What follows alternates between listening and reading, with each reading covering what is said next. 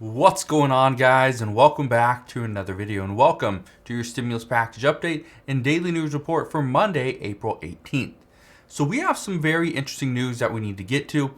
Some of it is going over the upcoming potential stimulus package or the revitalized version of the Build Back Better Act.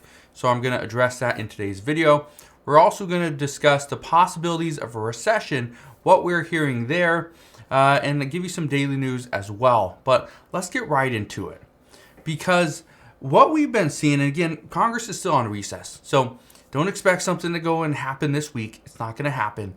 Congress is still away on recess.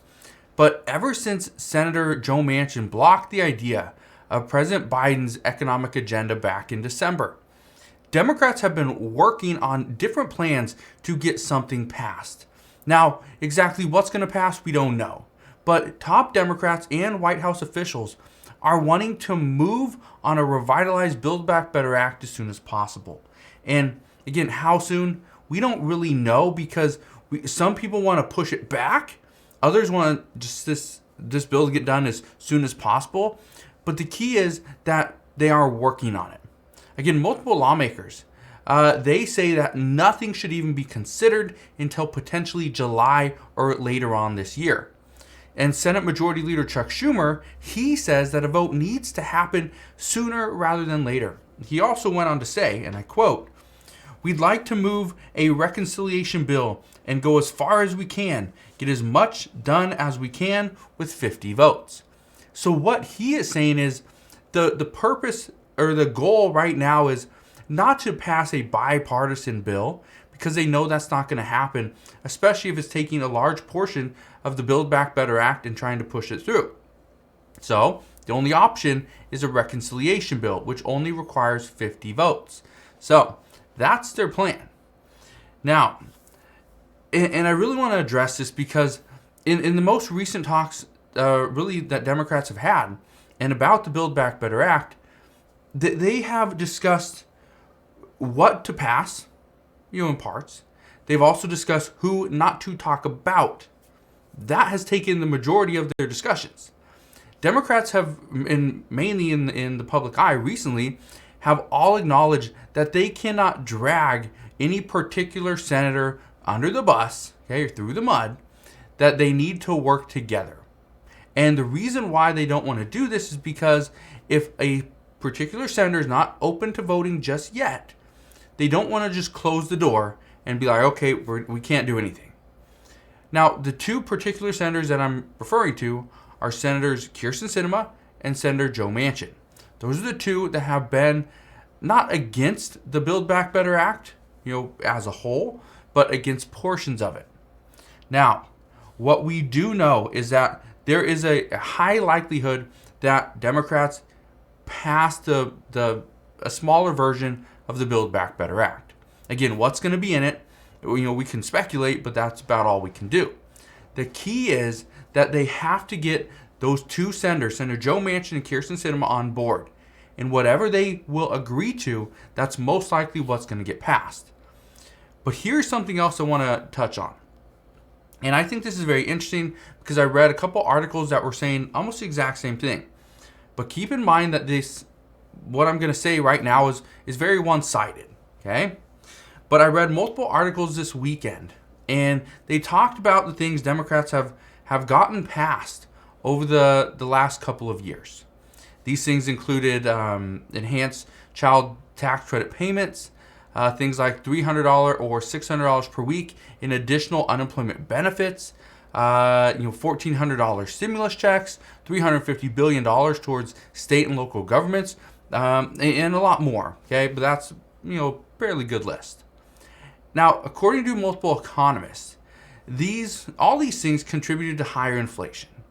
And Democrats are going to say Republicans are the ones that kind of got the ball rolling, and Democrats just came in and provided the American people with what they needed.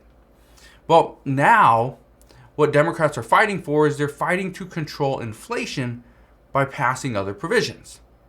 Okay? And so this is what a lot of people are worried about is, okay, we're trying to fight inflation, but by fighting, the only way to fight inflation is to pass another bill. economists say no, that's not the way to go about it. But in the articles that I was reading this weekend, there was a lot of talks, a lot of facts about how much inflation has increased over the past year, so on. But one of the questions that was asked was, did Democrats knowingly pass provisions that would increase inflation just so that they could eventually come in and be the hero and rescue the American people? That was the question that was asked. Now, this got me thinking. And no, I don't think Congress, or mainly Democrats, or anybody for that matter, could have predicted an 8.9% inflation rate. But what is so interesting is that this is true. Lawmakers passed bills. Now they're pushing for more relief from provisions that they passed themselves. How does that make any sense? And this is what's so messed up about Congress as a whole, not just Democrats, not just Republicans. It's Congress as a whole. Our entire government is they pass these different provisions. And then it's like, okay, we messed up. My bad. Well, let's just go and pass something else and we'll fix it. And then we'll talk about the new provision that we just passed and how it's going to save the American people. How messed up is that they have to come back and change the whole narrative and be like, okay, we saved you. Yeah, you may have saved us now, but if you caused the problem, did you really save us?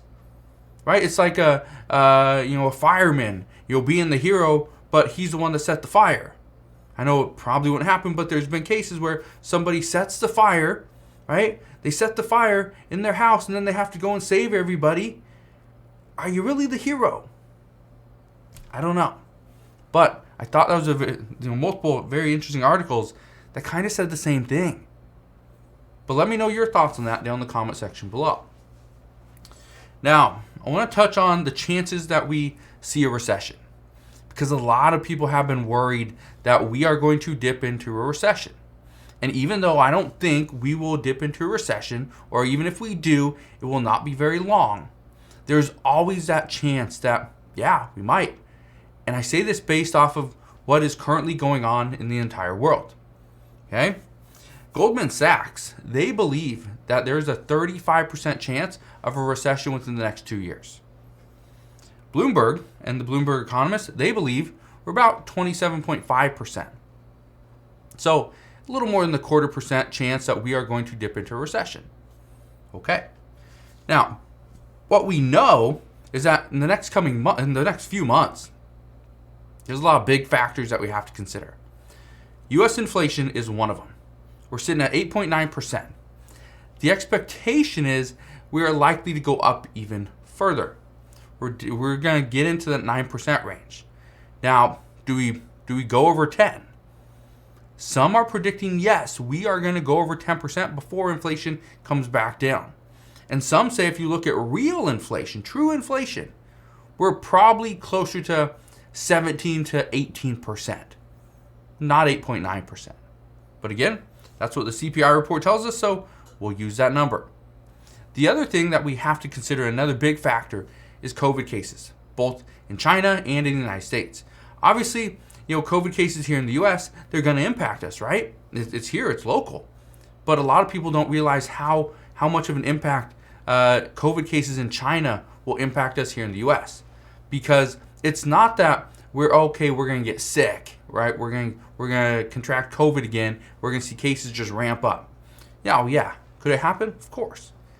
But the real worry and the risk is China has a zero COVID policy. That means they don't want anybody to have COVID, or they're going to lock down. Well, Shanghai is locked down. Other cities are locked down, partially and fully. That creates an issue because what would get us into a recession? Well, if businesses close, if our GDP drops for 2 consecutive quarters, right? That's a recession. Well, here's the problem. We get a lot of goods from China. We get a lot of goods. And if nothing's coming in because China is just locked down, we don't get anything. We get nothing. And if we have nothing to sell, how do we make money? Right? A lot of issues. But again, this is just another one of the worries. Then obviously we still have the energy supply over in Europe, right? With the war between Russia and Ukraine, it's still going to impact us. Just recently, the U.S. natural gas, this has surged to a 13-year high due to global supply and the shortages we're seeing there. So again, this isn't great news. There's a possibility we dip into a recession. And does it happen in the next 2 years? Yeah. Could it happen in the next few months? Yes, it could. But that's why a lot of people are worried is we don't know. We could be in a recession now, right? We could be coming up on a recession in the next couple months, right? We don't know this stuff yet.